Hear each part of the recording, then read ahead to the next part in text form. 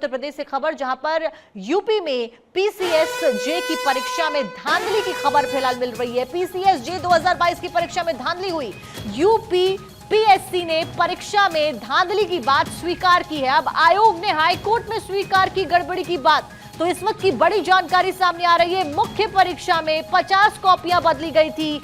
UP PSC के द्वारा यह कहा गया, गलत कोडिंग करके कॉपियां बदल दी गई। यूपीपीएससी के द्वारा यह जानकारी दी गई। 3 जूनियर अधिकारियों को फिलहाल सस्पेंड कर दिया गया। कार्रवाई स्वरूप यह भी जानकारी मिल रही है 8 जुलाई को होगी हाईकोर्ट में अगली सुनवाई। तो देखिए, पहले नीट का मामला सामने आता है और अब उसके बाद यूपीपीएससी में भी धांधली की खबर। एहतेशाम ज्यादा जानकारी के साथ हमारे साथ जुड़ गए हैं। एहतेशाम, क्या कुछ अपडेट? 8 जुलाई को हाईकोर्ट में सुनवाई होगी, लेकिन फिलहाल और क्या कुछ कार्रवाई की जा रही है?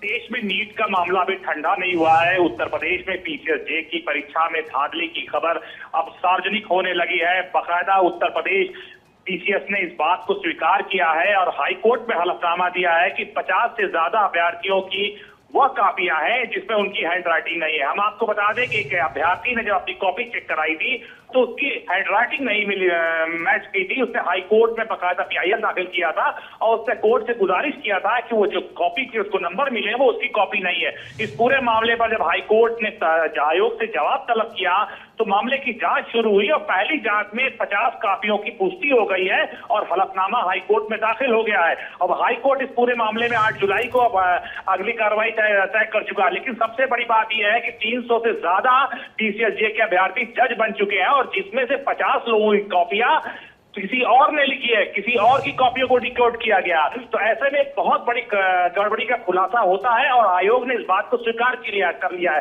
और जिस तरह से विपक्ष लगातार हमलावर है देश और प्रदेश में, चाहे वो यूपी पुलिस भर्ती का पेपर रहा हो या नीट का पेपर रहा हो या दूसरी एग्जामिनेशन एजेंसी, और ऐसे में उत्तर प्रदेश पीसीएस जे जहां से न्यायपालिका शुरू होती है, जहां से लोग जज बनते हैं, अब उनकी भी कापियां कोई और लिख रहा है। तो ऐसे में काफी बड़ा सवाल खड़ा होता है और मामला कोर्ट में है। कोर्ट अगली सुनवाई 8 जुलाई को करेगा। लेकिन उत्तर प्रदेश की सियासत से बहुत बड़ी खबर है और कहीं न कहीं विपक्ष इस मामले को बहुत बड़ा मुद्दा बनाएगा, क्योंकि जिस तरह से देश में नीट की कॉपियों को लेकर, नीट के एग्जामिनेशन को लेकर, दूसरे एग्जामिनेशन को लेकर हंगामा मचा हुआ है, वहीं आयोग ने हाईकोर्ट में खुद हलफनामा देकर स्वीकार किया है कि उसके एग्जामिनेशन में बिल्कुल एहतेशाम, यूपीपीएससी हुआ, नीट हुआ या तमाम दूसरे पेपर हुए, ये वो एग्जाम्स हैं जिसके लिए स्टूडेंट्स सालों परिश्रम करते हैं, सालों मेहनत करते हैं। ना केवल फाइनेंशियली इन्वॉल्वमेंट रहती है बल्कि मेंटली भी उनकी इन्वॉल्वमेंट रहती है। ऐसे में 50 कॉपियां बदली गई मुख्य परीक्षा में। यूपीपीएससी के द्वारा यह स्वीकार किया गया है।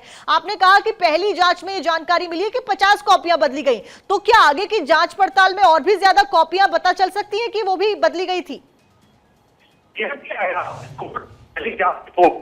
है आयोग ने, उसने 50 कापियों की पुष्टि कर दिया है और 50 ऐसे युवा जजों के नाम दिए गए हैं जो मौजूदा वक्त में जज भी बन चुके हैं और ये साफ तौर से स्पष्ट कर दिया है कि इन्होंने अपनी कॉपियां नहीं लिखी गई है, ये दूसरे कॉपियों पर पास हुए हैं। अब ऐसे आगे हाईकोर्ट क्या डायरेक्शन देता है उस हिसाब से जांच होगी। लेकिन अब उत्तर प्रदेश की सियासत में एक बड़ा हंगामा शुरू हो जाएगा जब उत्तर प्रदेश में पीसीएस जे का एग्जाम सुरक्षित नहीं है, कॉपियां बदली जा रही है। और ये वर्ष 2022 में एग्जाम हुआ था और बाकायदा हाईकोर्ट के निर्देश पर यह जांच शुरू हुई थी और आयोग ने पहली रिपोर्ट के स्वीकार किया है कि हमारे पास 50 ऐसे जज मिले हैं।